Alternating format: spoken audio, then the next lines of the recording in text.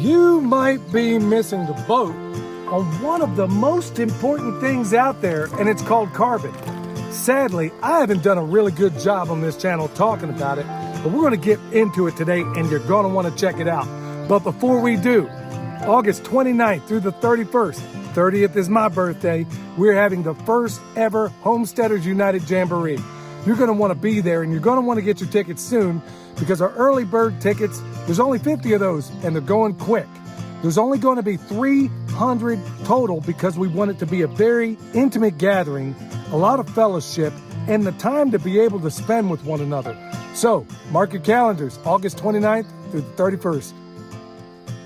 You always hear us on this channel talking about nitrogen and how incredibly important it is, how our nitrogen fixers, like let's say that black locust right over here, takes that atmospheric nitrogen, puts it down, I'm simplifying this, but you get the point, essentially puts it down in the soil to the benefit of our fruit trees that are all around it. In this area, not so much, but you get the point. And then in every layer of the forest, we always talk about these nitrogen fixers. We always talk about the overstory, the understory, the shrub, the vine, the ground cover, all of it. We always talk about the nitrogen. But let me tell you what gets left out of the whole equation is the importance, the profound importance of the carbon. And right here is a perfect demonstration area of what I'm talking about. Last winter, Michelle and I basically cut down all of that nasty Chinese silvergrass that was basically a government introduction into the area. We cut it down and we laid it on this bank because this bank, this is where it was cut out in order to put this high tunnel that I have behind me. So all of the dirt that came over here is very compacted, along with the area that I'm standing on where the high tunnel is. So we were in a bind. For 2 years, I think, we tried to grow comfrey over here to no avail. Not even comfrey. This ground was that hard, we couldn't even grow comfrey over here. And we didn't do anything about it. So finally, we got smart and said, okay, we know the solutions, because that's really what permaculture is. It is a toolbox, as my son always says. So we're thinking, okay, what tool do we need? And here it is, right here. This is all that silvergrass that we got laid down over here. And all of a sudden, because we have absolutely positively covered up that bare soil, now we see grasses, comfrey. We even got clover and everything else popping up out of here. Man, I mean, this was not even something, it's not fully filled in, but all of the comfrey we planted 2 years ago, here. And if you look down the straight line, it basically goes in lines because the intention was to not necessarily extract this comfrey. The idea was to use the comfrey and its incredible root system to keep this bank in place so erosion wouldn't happen. Well, erosion was happening, and basically it followed right down this little trench you see here and then on down to the Mississippi. Now, this carbon layer is absolutely providing a blanket to your ground. Folks, when you have bare ground, I promise you, bad things are going to happen. So don't leave it bare. Do you like walking around naked? Okay, scratch that. Some of you people do. And in fact, yeah, that's another thing altogether. But look at what's happening up here, y'all. We had absolutely nothing. I'm talking none of this was going on up here, y'all. And just because we laid down a bed of carbon, which will, and then we use sticks to basically hold it in place, and then these little posts here to kind of pin everything together. We're now to the point, now that we've become vegetative, where this can absolutely come out. These don't need to be in here to hold everything in place. Everything is now weaved in with what's growing up out of there. Folks, this is the perfect demonstration of what I was hoping I would be able to show you. I mean, good night. Look at all that comfrey coming up in through there, y'all. This is absolutely incredible. Just because we valued carbon. Let's talk about another spot. How many gardens do you see where people go out there, they plow up the ground, which I don't advocate. I mean, if that's your method, knock yourself out. But think about all the weeding and stuff you have to do. Well, right here in our high tunnel, this is one of the areas we got straw that we let, and we did a video on this. We showed you how we did it. We have straw that the chickens went through first, got all the seeds out, basically did their thing. So we don't have to worry about those seeds coming up in here. But we're doing the same exact thing right with these tomatoes you see behind me. So we have, and it's jaw-dropping how much the soil will absolutely change in a very short period of time when you just add carbon. You see all of this over here?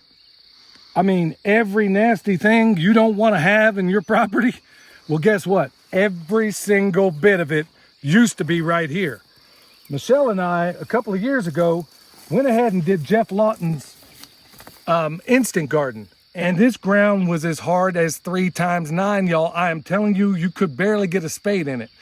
Once again, we put the pigs through it, gave us access, and then we came in. And then all we did, we didn't even plow, we didn't do anything.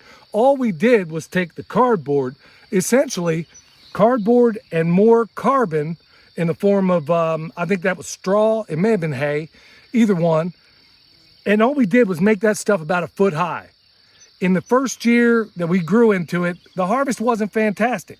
The second year, excellent. Now here it is, and look at this stuff, y'all.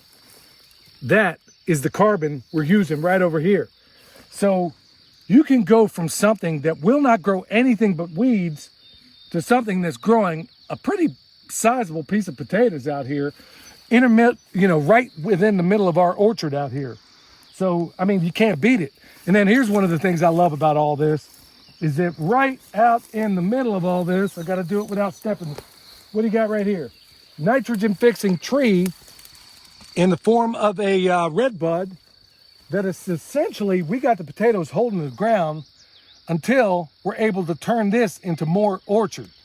So it wouldn't even be possible if we didn't use tons of carbon.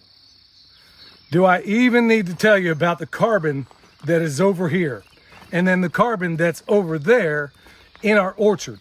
And we have things absolutely positively blowing up. Comfrey everywhere, every beneficial species you would ever love to have. It was just as bad, if not worse, than the area you just saw when it came to the potatoes. But around every single tree, y'all, here's how important it is. Because that carbon is interacting in a massive way. It's keeping your soil cool.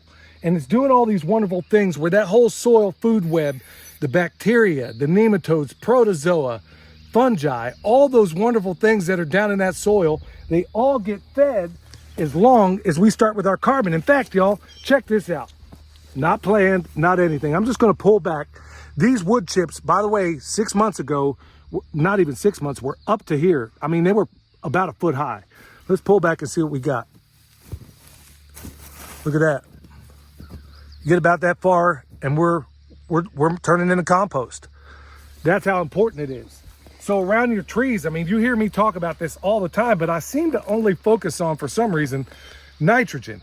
But carbon is every bit as important. You can't have the yin without the yang. I mean, you gotta have it all. And that is the beauty of using the carbon of things like, for example, this nitrogen fixer over here isn't one that I would necessarily chop and drop down here because it's a black locust. And unless they're real juvenile like this, yeah, I can chop and drop that. But when they're thicker and they're woody, I can't exactly chop and drop it because one of its great virtues is that it doesn't break down. But let's say you have some of the other nitrogen fixers we have around here.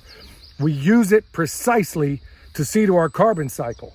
So we chop those off, lop them up, and then put them around our beneficial tree right here. So that carbon the importance of it cannot be overstated, y'all.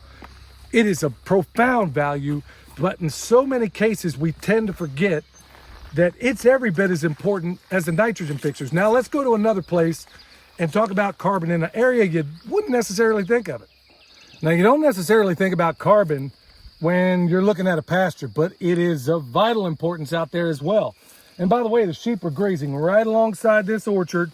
How cool is that? In fact, when they get older, they might even have access to it. Ain't that right, little sheepy? Anyway, here's what they're doing out here. They're eating, obviously, they've had their belly full over here. And this grass, before I let them out in this paddock a little while ago, it was all pretty uniform. I mean, but look what they've done. They've already pooped in here. They've trampled. They've broken over a bunch of this grass. You know what it's doing? It's creating a carbon layer. And in the winter, We intervened early on to come out here in all the bare spots, because there were quite a few of them. We came out and we put hay and we let them eat the hay on top of the bare spots. The idea being is that, once again, I mean, it's the same principle all over again. The microbes, I'm not even a grass farmer, y'all. I'm a microbe farmer. I can't remember who said it first, but that's essentially what we are if we're trying to be responsible about this. So all this stuff that they eat, they trample, they poop, but they knock this over, and that big mat of grass that's over there and all around here now becomes a carbon layer. Okay, we always keep some straw on hand, and this stuff is unsprayed, no junk on it. So you might have to pay a little bit more, but in this case, believe it or not, it's actually cheaper than that store-bought junk. Here's what I'm getting at. So here I am out in the orchard. We have areas where we've actually processed some comfrey out here. And okay, you see that? That's bare dirt. See that? So we can either go about it this way. I can either cover it up that way and mulch. Over here, got the same doggone thing. I can go ahead and do that. Or if I had another nitrogen fixer like this red bud that was more mature, I could basically take the leaves right off of that, lay them down in place. Or, you know, keep some of this around. Or you could have a bunch of wood chips, a big pile of them, where you just go out whenever you go to harvest something. Okay, I don't want to leave that ground bare, so this is exactly what I'm going to do. Folks, once again, do not underestimate the importance and the value of carbon. And frankly, I've been a little bit derelict because I haven't mentioned it enough. I mean, when we were living in a place not long ago where we had a composting toilet, how do you think we kept the smell to a minimum? Carbon. In that case, we used everything from wood chips, coconut coir, you name it. And then we could turn that stuff into human ore and do a lot of awesome things with it. Right as I was filming that last little section, I looked over and I saw exactly the perfect example of what I'm getting at. You see this goldenrod right here? Where do you see it growing? The one area where there is no carbon. So I'll just get it up out of there. And then just like this, covered it up. Just like that. Hopefully all this stuff was a blessing to you, y'all. Don't forget the carbon. All right, if you need anything from us, like the comfrey that we've talked about and the incredible benefits that it provides, we got it at the website. We got the world's best deer repellent. I make it right here at this farm, called Bone Sauce. We got that at the website. But hey, mark your calendars. Remember, August 29th through the 31st, we're going to have the first ever Homesteaders United Jamboree. I'm going to be there. Milk Boy, I'm sorry you're not going to be able to make it. All of us are going to be there, minus him, and we hope to see you there as well. We'll see you next time.